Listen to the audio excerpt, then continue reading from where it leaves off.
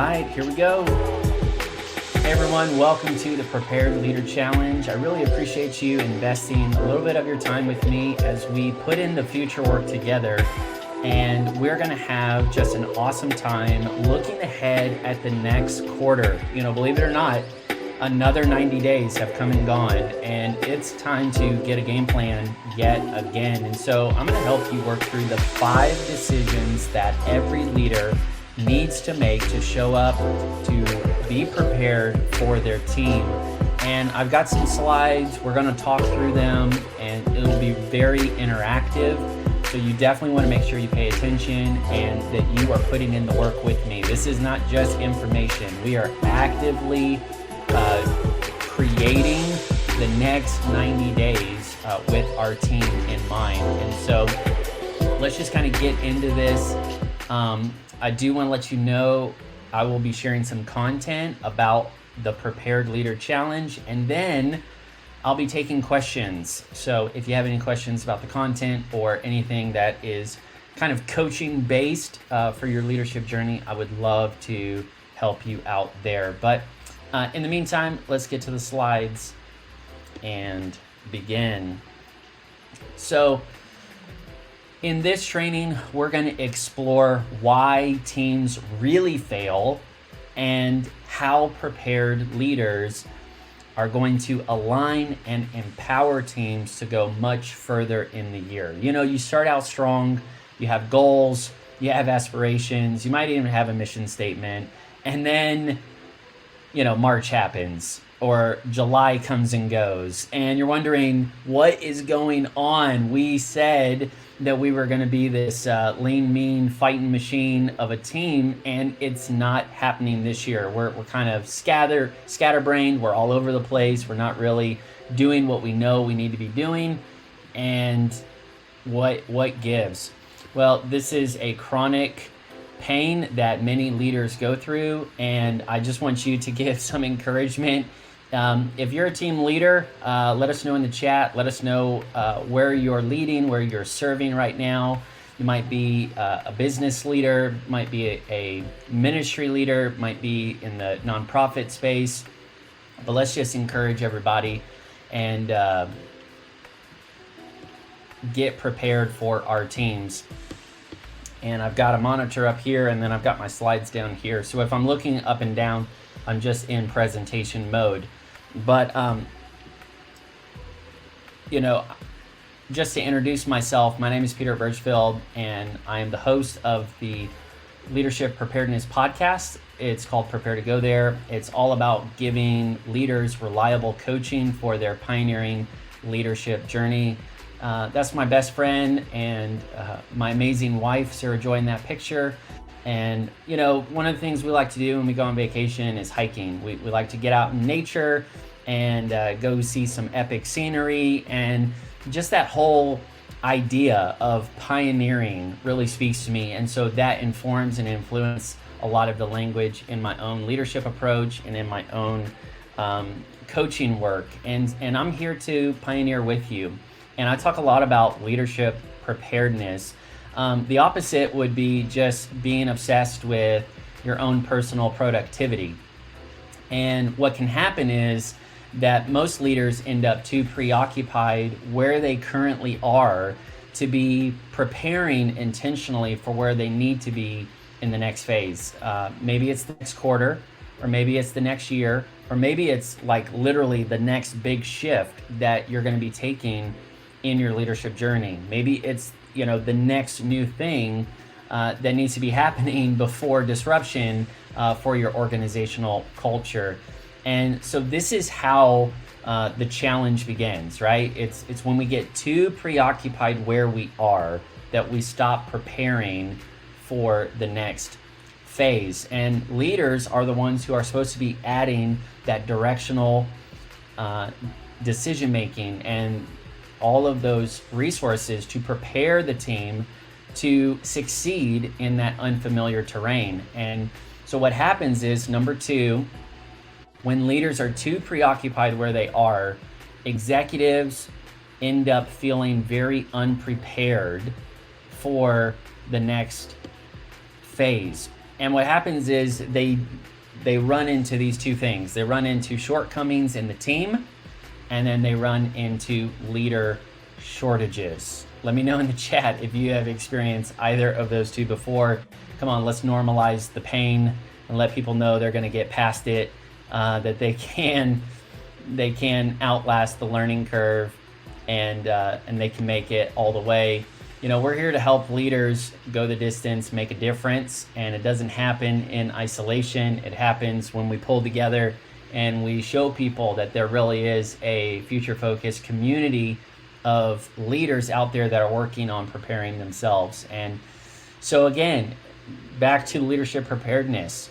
Most leaders just end up too preoccupied, putting out the fires, staying in the weeds. They're not doing the work of preparing themselves to lead well and preparing others to take on that new territory when it shows up. And so when they actually get there, what happens is that they run into shortcomings in the team and leader shortages. You don't have enough people for the work that you're doing, and you don't have the right people to fill in those roles that you need. And you lose your edge, you can't be agile, you feel more fragile, and things start to bend and break. And then that leads to number 3, which is really the sad, unfortunate part of organizations, which is that every organization is really just one generation away from either pioneering the future again, or just settling where they are, plateauing, declining, and just getting very used to a lonely past. And that's where a lot of people struggle. They don't know how to handle transitions well. Individual leaders are going through transitions. They're trying to figure out how to navigate, create their own life path, their own journey as a leader. But the same is true when you zoom out to businesses and communities and movements. They all need the same thing. And that's where number 4 brings the solution, the hope, really the goal of leadership preparedness, which is more prepared leaders who are willing and capable of pioneering the next phase for that organization. And that's what this is all about. Leadership preparedness is the future-focused work of preparing leaders to confidently pioneer the next phase again and again. And what a gift that is. It really is, because I have found that pioneering leaders have a secret weapon, a signature strength. Pioneering leaders are the ones who know how to navigate and create the future of what they do. And so that's what we're going to be looking at in this training. How do you get prepared so that way you're aligning and empowering your team at the same time? What this means is that we as leaders need to be getting prepared right now. We shouldn't be feeling comfortable and patting ourselves on the back. We should be getting prepared in our leadership journey. And there are 3 big phases that we have to go through in this leadership preparedness journey. First one is self-leadership. That's where we all start. That's where we never graduate from. We are always learning how to lead ourselves, how to take responsibility, and how to become more dependable to other people and less codependent in the wrong ways. The second part is servant leadership. This is the secret sauce to thriving, high-functioning teams. When we can kind of shift our thinking from what I need to get done to how I can help the team accomplish its goals and mission.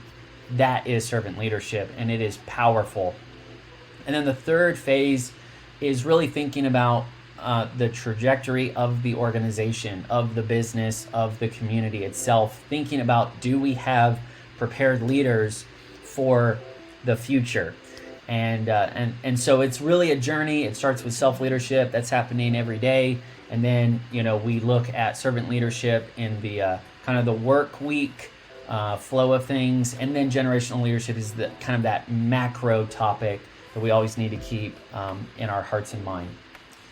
Okay, and Here's why this matters. Leadership preparedness, this whole conversation we're in, this coaching, this training, this challenge, it matters because everyone on your team is wondering the same thing. I don't care if you're a solopreneur that's trying to get freelancers to help you or trying to get, some people to jump on your team. I don't care if you're a business owner and you're trying to bolster your ranks, and trying to rally the troops to keep going, to kind of outpace the financial storms that are looming around us. I don't care if you're a faith-based leader and you're really trying to discern how you're going to faithfully serve and steward a community of people. Everyone on your team is wondering the same thing. And it's simply this: they want to know, where are we really going here? For real, I know what we're doing. I know what you're saying. I know we have a mission statement, but where are we really going? Do you even know? And can you get us through the unfamiliar terrain ahead safely and then even confidently? And, believe it or not, most people on our teams are not convinced just by the words we say, because everybody knows at a visceral level what we're doing day to day is not the same, and it's not automatically going to equal where we're going. Just doing business as usual doesn't equal clear, future-focused direction. And so that's what everybody's wondering. They want to know, where are we going? And that's why leaders are getting prepared and they're learning the value of futurability. See, if you want to thrive as a leader, if you want to be that prepared leader, I say the winners of the future are not going to be the most productive, but the most prepared. And it's because those leaders, the prepared leaders that I'm talking to right now, have this ability. I call it futurability. And it's the ability to see the future in advance so that you can seize it. See, if people knew what is going to be, rolling out in the future, everyone would be on that train. Everyone would have capitalized that moment. But there are a few prepared leaders who see it before it happens, and they give themselves enough distance to actually develop themselves to seize that opportunity when it finally arrives. You cannot see the future and seize the future at the same time. In other words, you're going to have to get ahead. You're going to have to work before everyone else works. You're going to have to put in the hours before other people even know what you're doing. Futurability gives us that passion, that permission. And it's so important because it's actually the antidote to familiarity. And when familiarity sets in on your team, it is damaging. Man, it can rot away at your team's confidence. It can rot away at your team's competence. You lose sight of where you're going and you just start to wander. And then that's a loss of time, a loss of money, a loss of relationships. People, they just kind of drift and they get lost in the woods. But when a leader is prepared, it's because they are leveraging futurability. Now, I just want to kind of zoom out and share the heart of this conversation with you. And, I'm a believer. So as a person of faith, I look at Jesus as the perfect leader. And I see leadership preparedness as a part of his example. He's the guy who gets in front of his team and says, hey, don't get freaked out. Don't let your hearts get troubled, because that's what we're all doing, right? We're looking at the future. We're wondering what's going to happen, and what about the finances, and what about AI, and what about all of the tensions and our governments and all the blah, blah, blah, blah, blah. And it takes a prepared leader to step up and bring a reassuring word, not out of hype, but real, genuine hope. And that's when they say, hey, it's going to be fine. It's going to be okay. And look at what this leader does. He says, I am going to prepare this place for you. I think this is the example of great leadership. You know, it doesn't matter what your opinions or values are at this point. The principle that I'm trying to make here is that strong leaders are future focused, and they are taking responsibility to prepare the future for their people and prepare their people for the future. And so that's why I want to really inspire you to make these 5 decisions.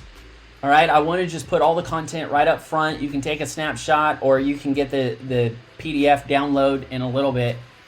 But these are the 5 decisions that prepared leaders make.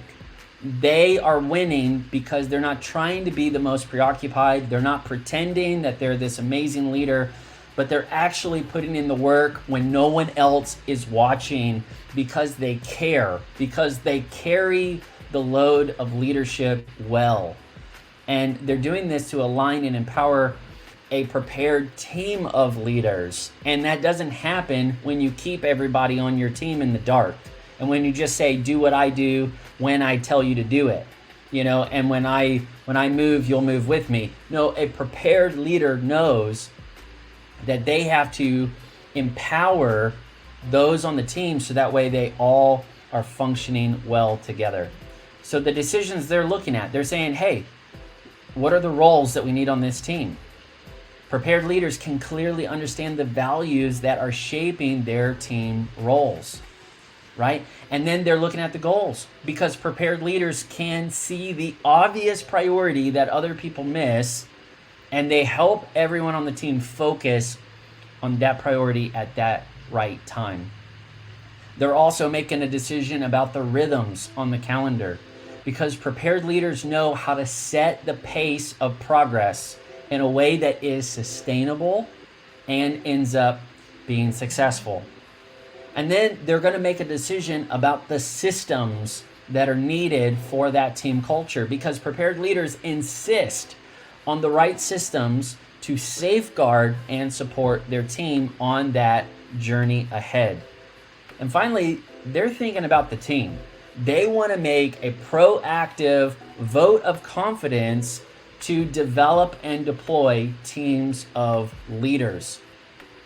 And so that's really the flyover, the overview of where we're going in this training. And I've got a lot of content here for you, so just feel free, to jump in and out as needed. But I want you to pay attention as much as you can, because this training is going to make the difference between showing up unprepared and embarrassed and actually showing up to your team prepared and empowered. And so some people would scratch their head and they're like, Peter, why should I even prepare my leadership? Why should I prepare my meeting notes? Why should I prepare, a job description? Why should I prepare a system? Why should I prepare the calendar? Why can't I just delegate that away, right? We have so many new cool tools. We can just automate everything away. We can just delegate anything that we don't like doing. I'm telling you, a leader doesn't think that way. Sure, they think about energy management and they're thinking about delegation and they're thinking about how to force multiply their choices. But what they're not doing is shirking from responsibility. And the reason they prepare, and specifically in those 5 decisions, is because a prepared leader knows the only way that they can get through the unfamiliar territory ahead is if they go through it together. A prepared leader knows that only a team of prepared leaders can pioneer that new territory together. And I want you to hear this because, friends, this is a game changer. It's a game changer when you realize we are not going to make it through this next phase. The terrain ahead is unfamiliar, it's treacherous in many industries, and we're not going to get it if we just have a bunch of followers that are just taking their time and they're just kind of wasting time in the process. We're going to need a team of prepared leaders to go through that new terrain in your industry, in your field of work, to make it through safely. And that's what this is about. Pioneering leaders care about leading people well. And so we want to continue to talk about this.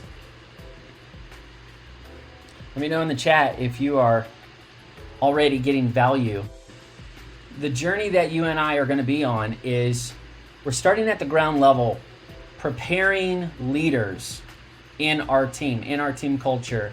We're working on things like aligning everyone, getting everybody on the same page, making sure we're all going after the same thing, figuring out how we get that alignment on the team. And then we want to actually empower everyone on the team to go make progress together and to go make progress even in their own area of expertise. And eventually what happens if we keep focusing on preparing leaders, then we get to that uncharted team territory, meaning that the team is now accomplishing things that have never been done before. Not done by you before, not done by that existing work group before, maybe not even done by that organization before, maybe not even done by anyone before. And that is what is so exciting for people that tap into this value of leadership preparation. Preparation is mission critical. And so we're going to begin going step by step, as we mentioned, and prepared leaders, you're going into a new quarter. You're wondering, what is my game plan? How am I going to show up in the next team time? What am I going to tell them? How are we going to, bolster our morale? These are the 5 decisions that a prepared leader focuses on before anything else. The first one is you have to clarify your future. You have to clarify your future.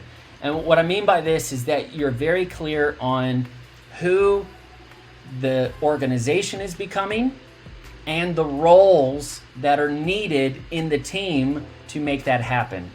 So we're really thinking about that high-level storytelling, and we're thinking about how we're going to become the better version of this organization, the better version of this team in the next 90 days. And so I want to show you something kind of visual. I'm a very visual person. So I want to kind of show you what this looks like, because most leaders are used to planning 1 year out, right? We start the new year and we have a 1 year plan, but let's be honest. The goals end up being do-over goals. We get in what we call a repeat year cycle, right? You say something's important and then it comes back around next year and you kind of reset that goal. And what happens is most leaders' 1 year plan just gets dragged out into a 5-year journey. Instead, what I want you to do is clarify your future. And when you get really, really clear on the direction that you're going, personally, professionally, and collectively, you're going to begin to put the 5-year journey into the 1 year plan. I mean, can you see how powerful that is? Most people, they have enough clarity and certainty just to commit 1 year out, but they're not willing to commit for that bigger picture. They're not willing to dream bigger. They're not willing to risk deeply because of something that they care about that much. And now here comes a whole new breed of leadership. The pioneering leaders say, hey, we know that the terrain is unfamiliar, but we're looking at the horizon and we have hope on the horizon. And so we're actually going to start making very bold moves with a 5-year journey, and we're going to actually expedite it into our 1 year plan because it is that important, and we think that we can navigate and create that future together. How do we do this? Well, it's not going to work if you're just trying to drive an organization looking through the rearview mirror, just trying to look at the history of the organization and do things the way it's always been done, and just wonder if everybody will accept or, celebrate the kind of the new change management plan. we have to begin to use journey language. And this is what I mean. You're clarifying a hopeful future with journey language. And many times leaders get paralyzed in the vision casting process because we don't know what's going to happen. And then we don't want to make false promises because that's our credibility on the line. And yet we've got to say something to get people motivated to do the daily operations part. And so what happens is leaders can exaggerate how much they really know when, to be honest, they haven't been preparing. And so instead, I want to give you a framework, an easy 4-step framework to clarify your future. There are different levels of planning. And many times we as leaders feel like we have to give the whole 5-year plan in the steps, right? I know the steps we're going to take for the next 5 years. The truth is we don't, but we don't have to give our team a reliable vision of the future. And so we can actually begin to use journey language. And when we share that we are very clear on the direction, we're not clear necessarily on all the steps yet, but we are very clear on the direction, then you can say that with confidence and conviction. And then you build off of that and you say, hey, and there are some landmarks that we know about. These are milestones. These are big goals that really, really matter to the journey of our team and of our community. And so we're going to focus on hitting those landmarks. And so now you're giving them more clarity. And then you say, and we have a few possible routes that we can take to get to those landmarks. Okay? And so we're going to be exploring and we're going to be developing the right plan to pick a path to that landmark that is in alignment with our overall direction. And then once you know the path and you say, this is the path we're on, now we can confidently share the steps.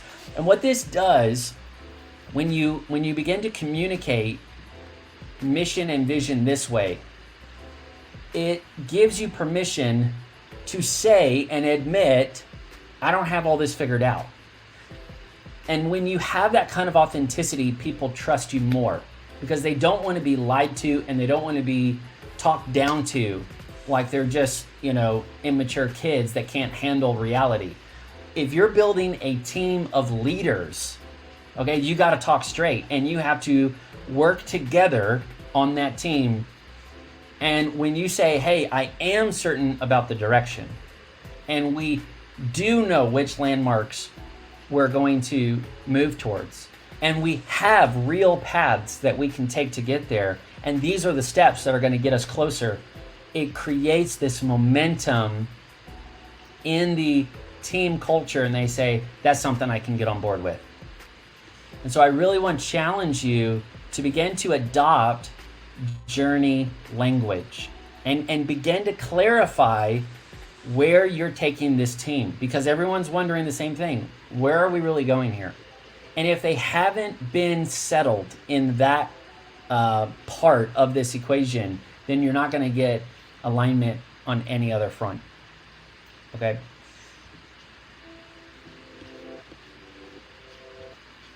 Let's continue. What's after clarify the future? We have to identify the focus. We have to identify the focus for the team. And what happens is goal setting often turns into forgetting. Have you had that happen? Let me know in the chat. Where you're really big on goal setting until you forget which goals you set in the first place. I mean, isn't it funny? We're so big on goal setting, but not goal achievement. It's like, what's going on here? And then we're told to, make a bunch of goals because you want to make progress in multiple directions of your life, right? You want to have health goals and financial goals and personal goals and spiritual goals and leadership goals and all kinds of goals. So it's like, I have all these goals, but now which one do I focus on? And that's where a prepared leader shows up and says, hey, I have surveyed the terrain. I know that the next few weeks, the next few months are going to be unfamiliar because nobody's been here before. But what I can tell you is that I can identify what to focus on. And that gift of preparation and prioritization is going to help your team thrive in the next phase. And so let's get into this, because on the left side, you're going to see how people, they get bogged down, right? They say, okay, I have one goal and I'm now going to think about how to make it better, how to make it, flashier, how to make it more appealing, how to make it more successful. And overthinking it leads us to overworking. And the overworking is what leads us to overwhelm. It's because our approach to goal setting is we're constantly multiplying out the work and it grows. Have you noticed in project management, they call this scope creep. Scope creep is when you say you're doing one thing, but then the project grows. You say you're going to get something done by Friday, but somehow it takes 4 more weeks to get that project done. Why? Because somehow the work grew from the time you committed to it to the time you completed on it. And that's because we did not identify what to focus on. We just got scatterbrained and we began to overthink it, and then we overcommitted, and then we got overextended, and then we were overworking, and we ended up overwhelmed. And we need to just flip that whole thing around and realize that intentional strategies are designed to bring everything to a focus, right? And good planning actually tells us one thing at a time. Good planning doesn't say you have to do everything at once, just multitask your way through this. But instead, preparation says everything will get accomplished at the right time in the right order. If we are faithful with little, we'll be able to steward a lot more. If we focus on what's in front of us now, that leads to the next thing. And if we do one thing at a time, we actually can force multiply the work we do. Now, I don't know if you can see that little guy, my little character here. He's like on a wakeboard. He's cruising. You know why? Because preparation makes waves. And preparation always leads momentum. And so if there's not a lot of momentum in the team, there's not a lot of momentum in the organization, or there's not a lot of momentum in the community, it's because there's not a lot of preparation. It's like sitting in the water. So you're just sinking right down, and you're getting bogged down with more and more introspective thinking and inner team conflict, and you're just losing it. Okay, you're losing the focus. But instead, a leader knows what the real focus is, not the 20 things you say you value on the wall. What is the real focus right now? That's what a prepared leader brings. The third thing that prepared leaders need to work on in order to align and empower their team is they need to simplify the calendar. You've got to be able to take the invisible enemy, make it visible, and get everybody armed with the right tools to combat that invisible enemy. Now, you may be wondering, what is this invisible enemy that's attacking my team night and day? And the answer is stress. Stress. If you have experienced stress before in your leadership journey, go ahead and encourage somebody in the chat and say yes. Because, man, stress is so weird. Stress will show up in symptoms and in places in your body that you never even expected. You're like, is that my heart? And then is that my hip? And then is that my head? How is this all connected? Well, it's not connected like in a literal sense, but stress is beginning to attack you in invisible ways. You can't track it and you don't know what's going to happen next. And stress is that invisible enemy that attacks us with overwhelm because we get too complicated on the calendar. We overextend ourselves again, right? And that's the kind of the cardinal tragic critical failure in leadership culture, which is that we're preoccupied. We just get preoccupied and we stop preparing. And the day we stop preparing is when we lose our capacity to lead. And so what we want to do is call out this invisible enemy from the get-go and say, hey, we are not going to let our team get burned out. This organization is not going to win at the expense of the people who help it win. This team is not going to have a win-lose scenario. We're not going to just win in revenue and lose in relationships. We don't want people just burning out trying to get some quota done. We want people to be fulfilled so that way they can bring their best work and their best ideas and their best contributions. And that's how we actually pioneer the future. And so what we're doing here is we're proactively protecting the momentum of the team for the next 90 days or, even further out on the calendar cycle. And we're going to begin to proactively simplify the calendar into rhythms of rest and work. We're going to simplify the calendar, not clutter the calendar. And that is the leader's role. A leader says, I'm going to guard my team from burnout. I'm going to champion their soul care, their self-care. I'm going to champion their growth. I'm not, obsessed with them doing a job only, but I'm inspired that they are on a leadership journey with us on this team, and I want to see them go further faster than we ever could. And when we all want to see each other win like that, then we will literally shock the odds and we'll accomplish far more. So how do we actually simplify the calendar? And I want to give you a new tool, a new approach. Most of us are used to time management, and it's good, but not great. It's good because it is important. We do need to steward our time. If you think that managing your time is important, and I do, then say yes in the chat. I mean, it is, right? The best way to use your time is to schedule it. The best way to use your time is to schedule it. So that is not the issue here. What is the issue is the approach we take. And many of us grew up in this kind of fad of time management. And time management was basically, we're going to just jam and cram everything we're doing into these very small, compartments. And we're just going to live in, all these little compartments. And I really believe that there is a better way, which is time mapping.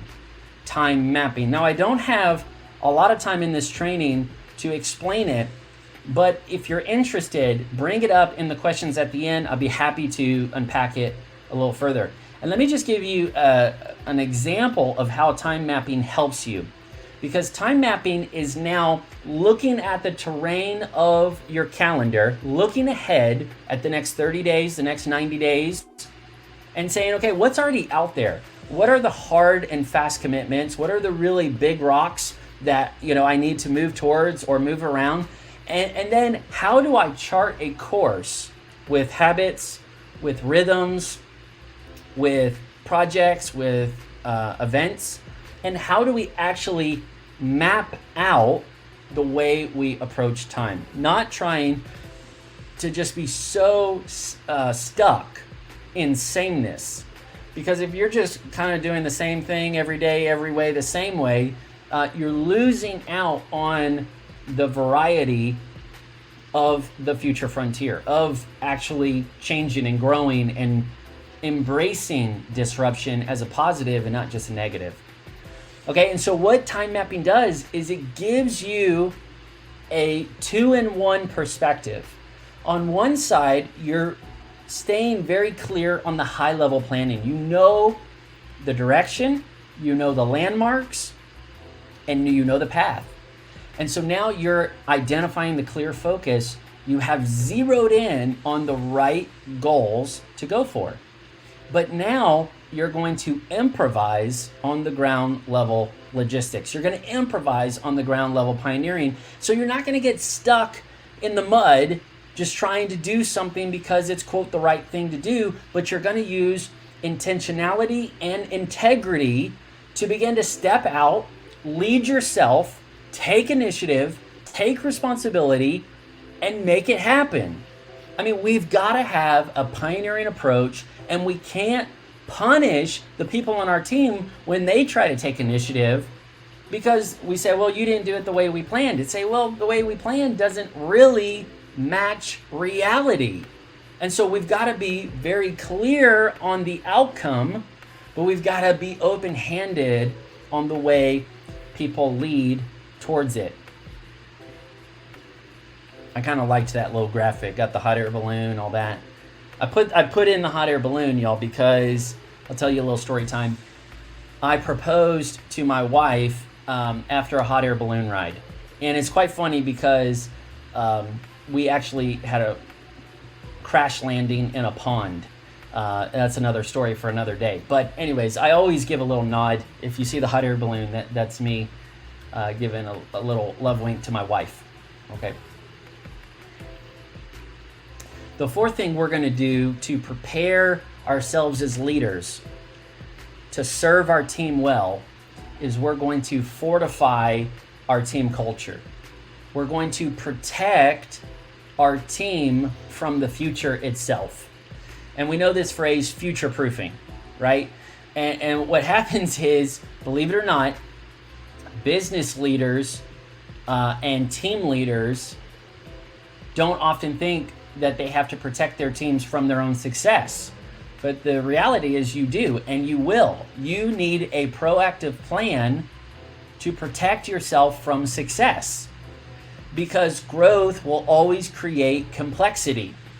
And with that increase of speed will come new dynamics that make the leaders feel even more foreign inside their own organizations. You got so much happening all around you. People lose track of what's what and where you started from, and we easily forget the foundational parts that got us into that success cycle, that momentum cycle. And then people start letting go of the very core values and the same best practices that got everyone into this momentum curve, this momentum cycle. And so good systems can keep a team in maintenance mode. Good systems just keep a team thinking business as usual. But great systems are going to keep the team culture healthy and sustainable for the long haul. And this looks like having a structured approach to your meetings and your team building. Now, it can obviously apply to other things, but for the sake of this challenge, I want to focus on your meetings and your team building. And so let's go a little deeper into fortify the team culture. What we often forget is that the results on a team are downstream. They're downstream of something happening upstream, something more important, more valuable than just the results you're getting.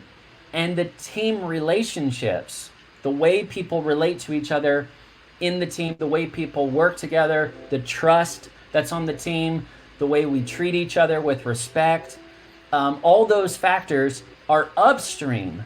And that's what creates the results downstream. And so many times we're trying to build something that's growing, something that's lasting, something that's successful, and we forget what actually creates that momentum. It's the way the team is relating, the culture, the team culture is really important.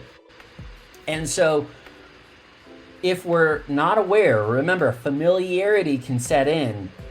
And what I want you to hear is that no team, doesn't matter the size of your team, doesn't matter the budget of your team, doesn't matter the longevity of your team.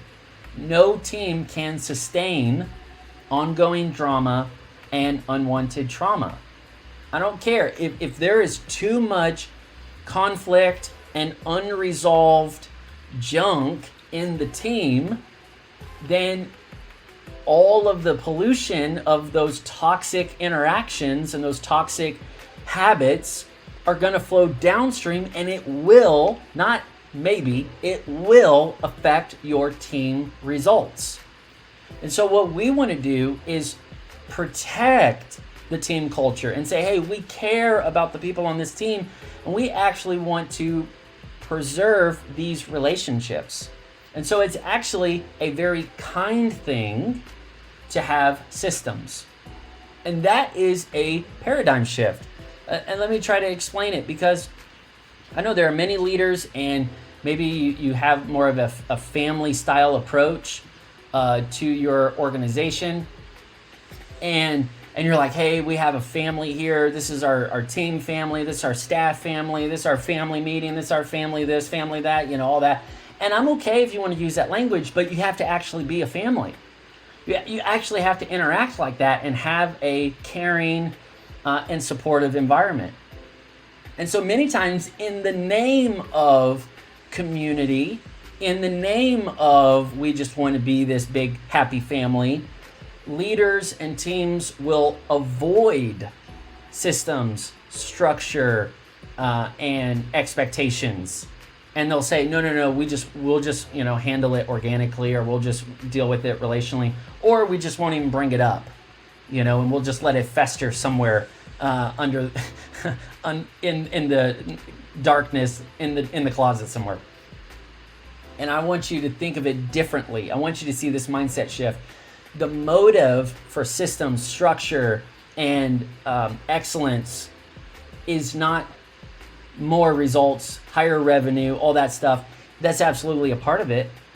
But the real motive is we want to safeguard the people from the inevitable challenges and disruptions that will hit this team when things hit a growth curve, hit a growth cycle. And so let's really take this to heart, because a lot of leaders are actually working in an environment that was created 5 or 10 years ago.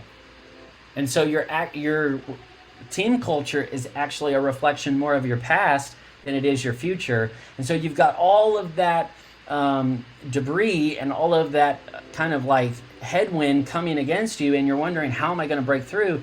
I'm going to share with you how to do it. If you care about your team and you care about the relationships on your team, you're actually going to safeguard them from a lack of professionalism and a lack of competence. You say, hey, we cannot handle drama and trauma personally, so we're not going to put up with it. We're not going to tolerate it. And you know what happens? That's actually the roadmap for high-functioning teams. I mean, I'm talking like all-star teams.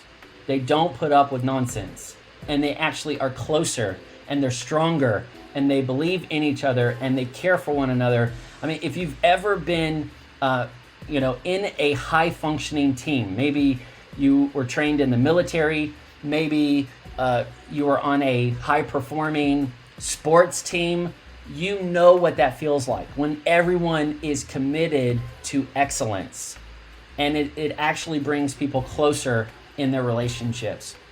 So you want to fortify the team culture from all the funk and the junk that can be floating around the organization. And you say, no, we care about the people on this team. That's why we put a premium on doing things well and in order.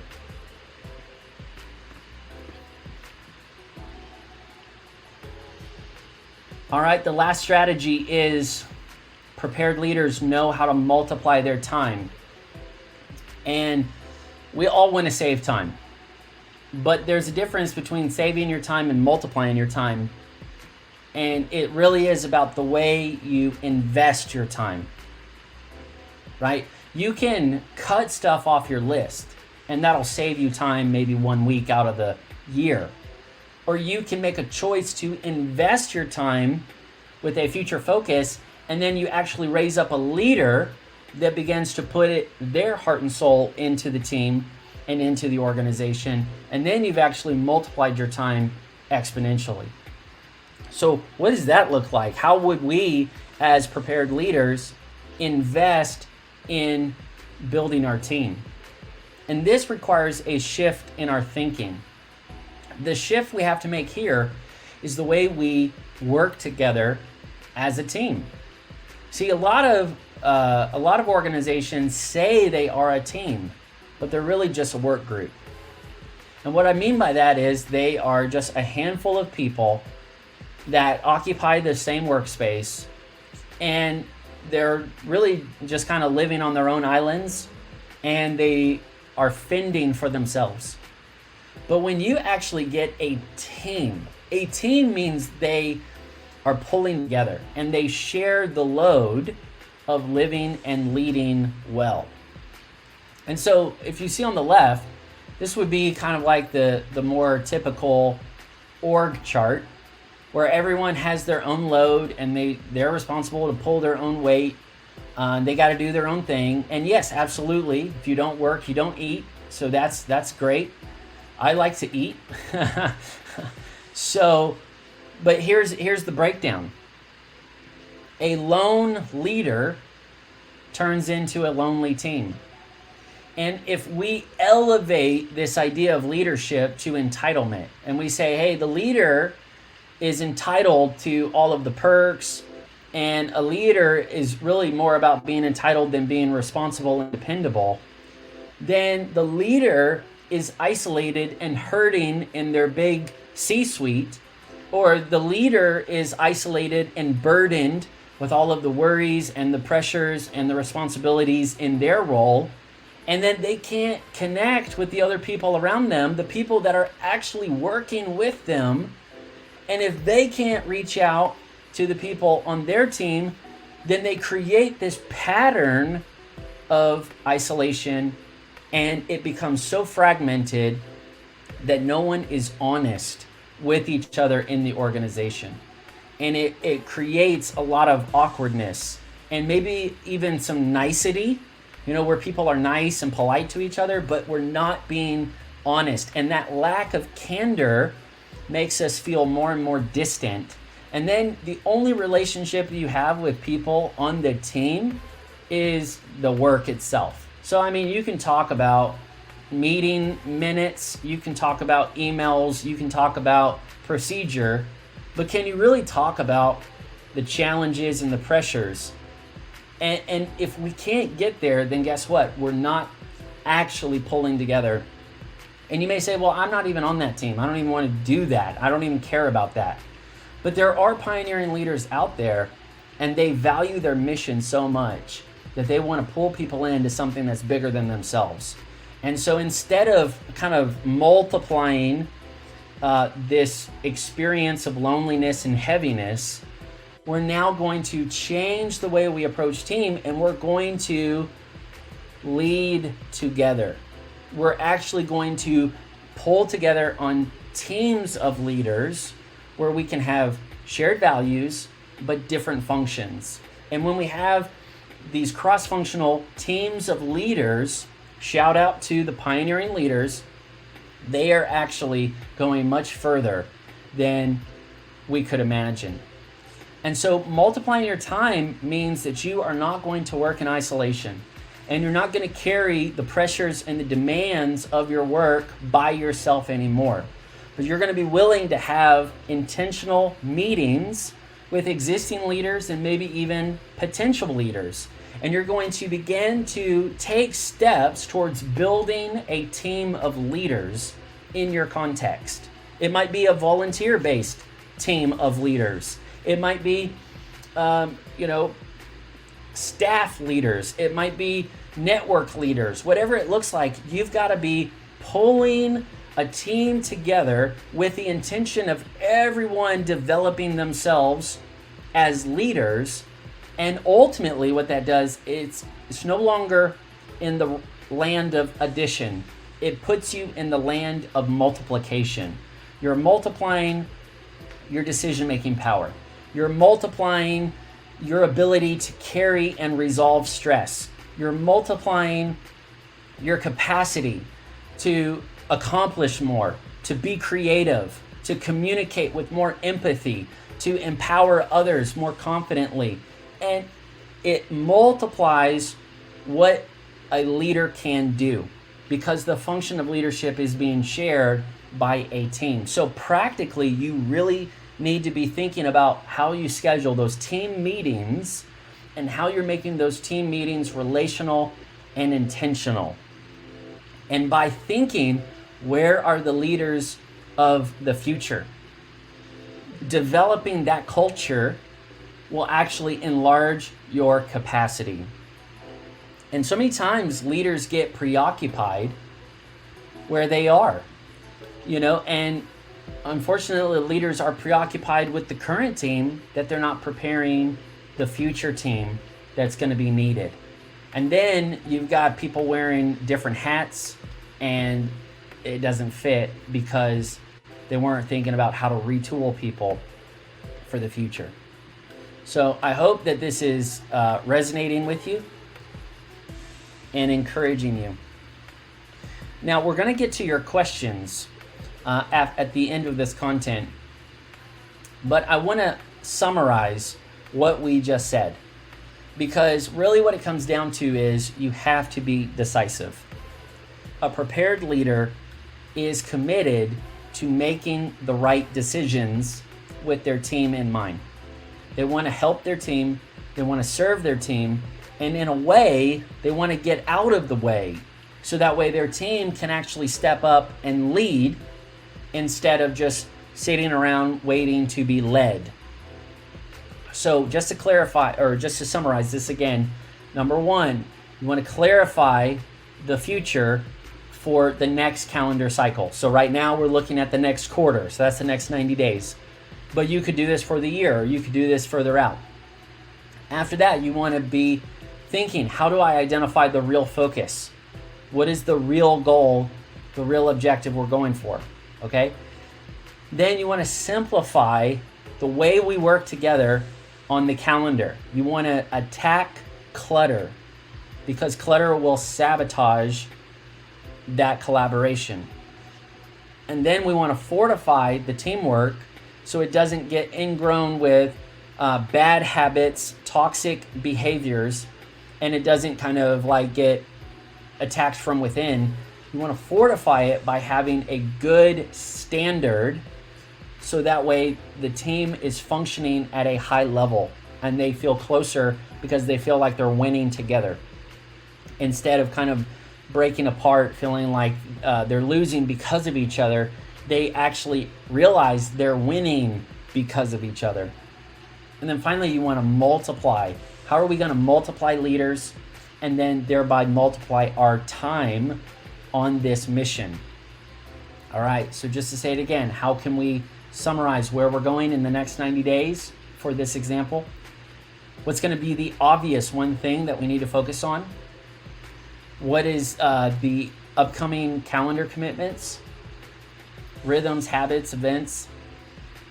How are we going to improve our systems? How are we going to train our systems well? Because we know that is the defense that's going to keep our team culture healthy.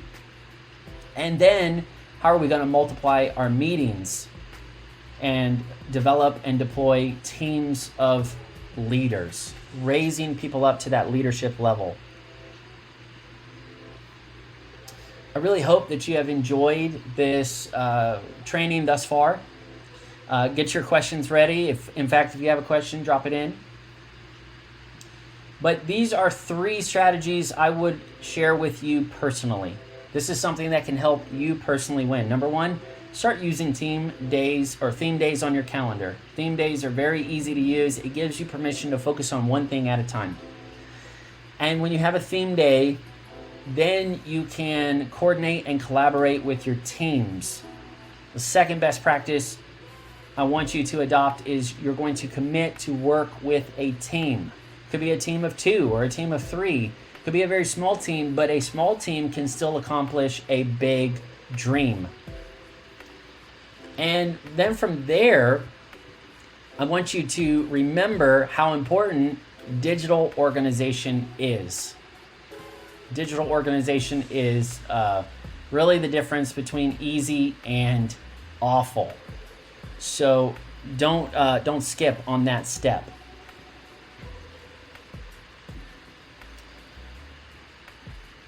Now, just to kind of land the plane here, I want to explain what your next step would be. You say, Peter, thank you for sharing leadership preparedness with me. How do I continue my leadership journey? And I would just say, I'm here to pioneer with you. There's amazing resources and programs out there. But if the content I'm sharing resonates with you, I want to let you know you can go much, much further, and you can get real hands-on coaching to help you be a better prepared leader.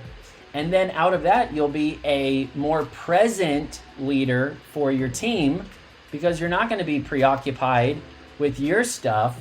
You're going to be committed to show up ready to help the team with its stuff. Okay? So from here, I want to just explain the coaching work that I do.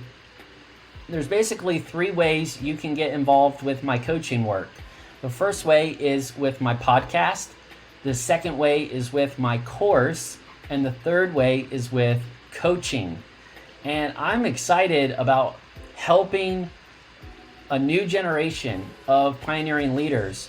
And it doesn't matter what age you are. It doesn't matter what stage you're in. If you have a passion to prepare to lead well in the next phase, and you don't want to get tripped up by long-standing transitions, but you want to be proactive so that way when you show up in the future, you show up ready, then I really want you to check out these resources. The first one is my podcast. It's called Prepare to Go There, and you can find it on YouTube through this channel here. You can also find it in an audio format on Spotify and pretty much anywhere else you get your podcast. And then I want to let you know something cool that I do. It's a little bit different because I am really big on learning and personal growth, personal development. And so I've been through many, many programs and funnels and challenges. And I said, there's got to be a different way to get great personal coaching content to people. And so what I developed is a format called an email trail. And so an email trail is a little different, but basically you're not going to get endless advertising in your email inbox. Instead, you're going to get specific checkpoints with coaching content. And so you listen to the podcast, and if you like that content and you believe that that conversation will help you grow as a leader, you can actually join a limited time email trail, and then you'll get 4 or 5 emails, and there will be specific coaching content either in a video or maybe a PDF of some kind or something like that. And you'll get a very intentional series of coaching content that helps you in that area. And then, it's over. And then you can jump in another email trail, or you can just, jump into the standard kind of email community where you're just getting all the updates. And that's more of the calendar stuff. But that is really cool. I've enjoyed it. I've got a few email trails live right now. You can check out your expansion era or pioneering leadership landscapes, and I'll have a few more email trails coming. But it really is a secret weapon in this coaching journey, and I didn't want you to miss it. Okay, so the first way is with the coaching. All right, next is the course. And I'm very excited to invite you into this flagship on-demand course for leaders. It's called Pioneer of the Year. It's going to help you with your life and with your leadership. And you're going to learn 5 steps that we can all take as self-leaders, as well as team leaders, or even beyond, pioneering leaders, to really turn those repeat years into new frontiers.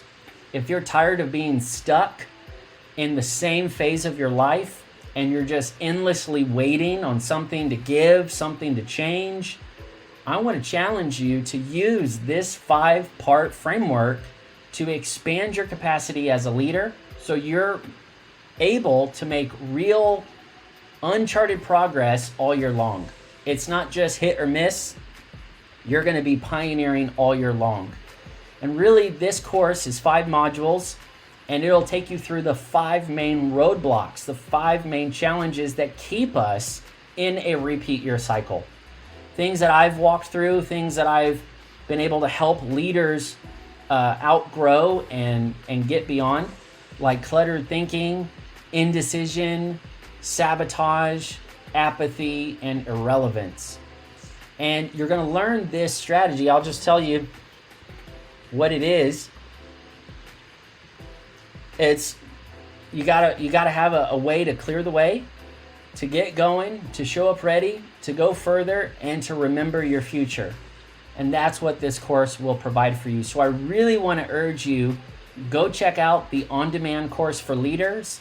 It's called Pioneer the Year, and it's going to help you with your life and with your leadership. There are amazing bonuses attached to the course right now. And while these bonuses are available, I want you to have access to this course. So please jump in sooner and let's get after that amazing future that you've been wanting to have. You go to pioneertheyear.com for that course. There's also some coaching opportunities. There's stuff that I do live like this. I do live streams, I do trainings, and I also do coaching sessions.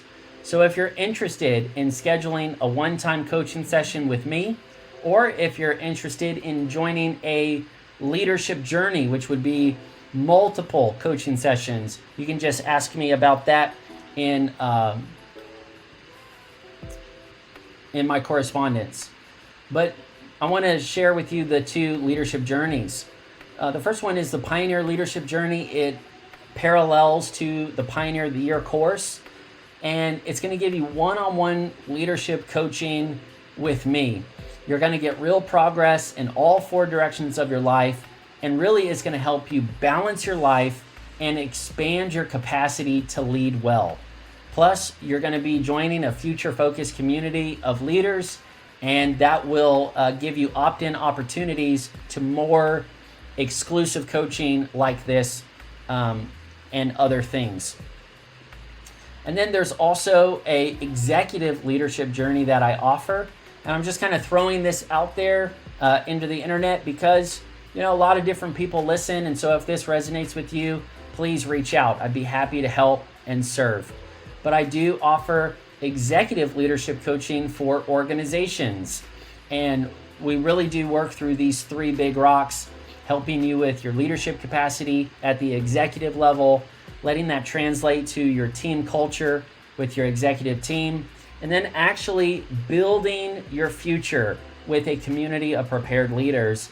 The heart is that you never have to face a leader shortage again. And we do that intentionally with the executive leadership journey. That is it for me. We're going to get to any questions that you have. I say thank you so much for being in this Prepared Leader Challenge. Remember, I'm here to pioneer with you.